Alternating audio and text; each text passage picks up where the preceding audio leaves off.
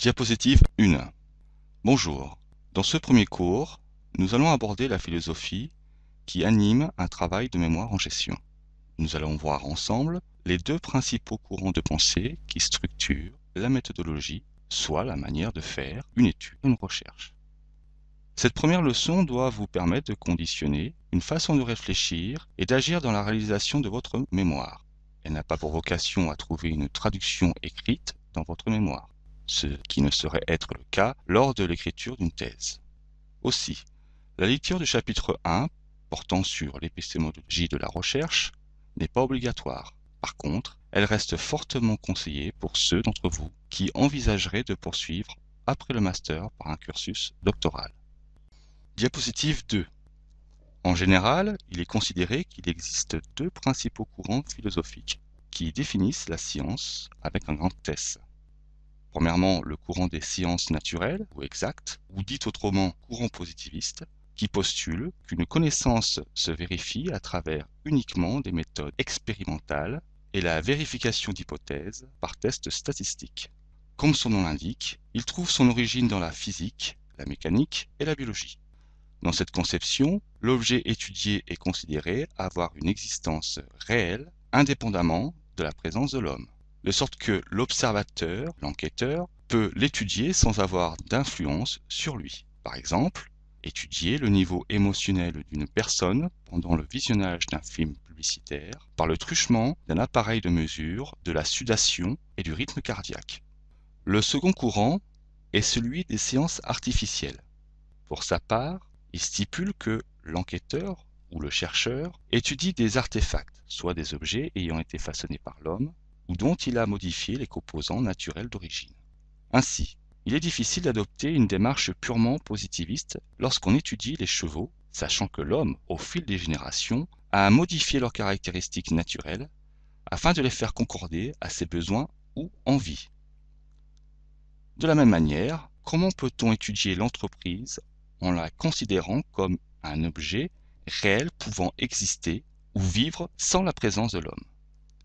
Ainsi, même s'il est possible d'adopter une posture positiviste ou naturelle en sciences de gestion, de plus en plus d'observateurs adoptent une démarche constructiviste ou dite artificielle.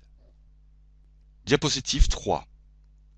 Ces deux courants présentent des différences d'appréciation sur la manière de s'assurer de la qualité et de la véracité des résultats obtenus.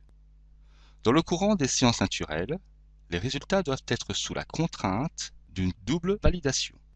D'une part, une validation interne qui consiste à vérifier que l'enquêteur ou le chercheur a bien mesuré ce qu'il souhaitait mesurer à travers la méthode et les outils qu'il a utilisés.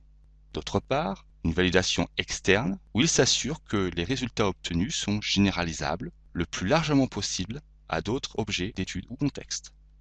Exemple. Si je mesure l'implication des consommateurs à partir d'un échantillon aléatoire, puis-je généraliser mes résultats à l'ensemble de la population étudiée, même si je ne l'ai pas interrogé dans sa totalité? Dans le courant des sciences artificielles, il est beaucoup plus difficile de valider les résultats obtenus ou si nous cherchons à les légitimer. Pour ce faire, il est indispensable de devoir présenter et expliciter de façon particulièrement rigoureuse la méthodologie qui sert à obtenir ou qui a servi à obtenir ces résultats. Diapositive 4. Il n'est pas toujours nécessaire de spécifier le courant ou paradigme épistémologique, en particulier pour un mémoire de fin d'études. Mais il est indispensable de concevoir un plan ou un canevas d'études. En effet, le plan spécifie l'objet de l'étude, la question centrale, les références tant théoriques qu'empiriques susceptibles d'être utilisées pour répondre à la question d'étude, ainsi que la méthode et le contexte de l'étude, la tactique de recueil de l'information et enfin la manière de la traiter. Nous recensons trois approches ou types de plans. La première approche est celle dite hypothético-déductive.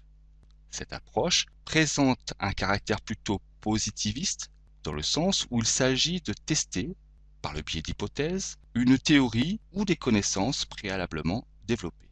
Exemple, la vitesse d'adoption d'un nouveau produit dépend de sa compatibilité socioculturelle avec les valeurs des consommateurs. L'étude ici cherchera, dans ce cas, à répondre par oui ou par non et de justifier la réponse à travers des tests statistiques.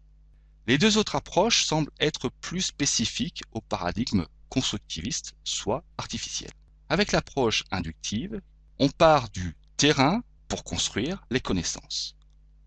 Et avec l'approche abductive, on procède par aller-retour entre le terrain et les concepts mobilisés.